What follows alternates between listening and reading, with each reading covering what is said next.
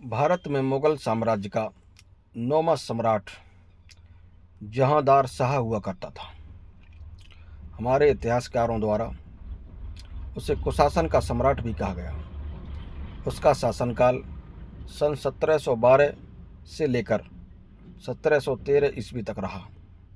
जहांदार बहादुर शाह प्रथम का बेटा और औरंगजेब का पोता था। जहांदार की अय्यासियों और रंगीन मिजाजी की कहानियों से हमारा इतिहास भरा पड़ा है। जहांदार के बारे में कुछ खास बातें ये भी हैं कि वह अय्यासियों में इतना डूबा रहता था कि कभी कभी दरबार में नंगा ही सिंहासन पर विराजमान हो जाया करता था और शराब के नशे में धुत होकर अपनों का ही शोषण करता था। जहांदार ने अपने भाइयों को रास्ते से हटाकर गद्दी हासिल की थी। जहांदार शाह ने अपने भोग विलास के लिए बड़े बड़े खजाने खाली कर दिए थे।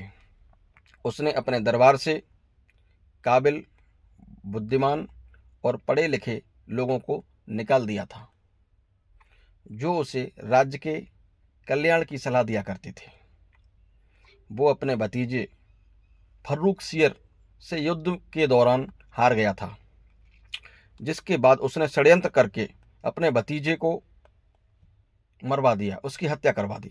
जहांदार के शासनकाल में मुगल साम्राज्य का दायरा घटता चला गया।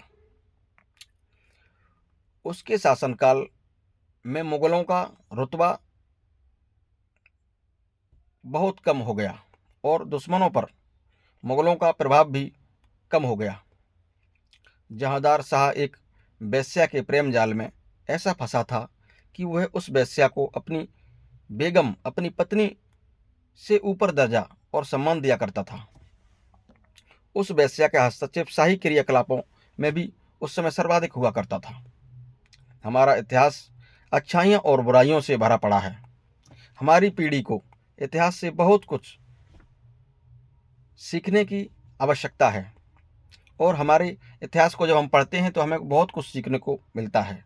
इसी प्रकार की बहुत सारी जानकारियों के लिए, नई नई जानकारियों के लिए, इतिहास की जानकारियों के लिए हमारे चैनल गौरवशाली भारत को सब्सक्राइब करें और हमें देखते रहें, सुनते रहें। धन्यवाद।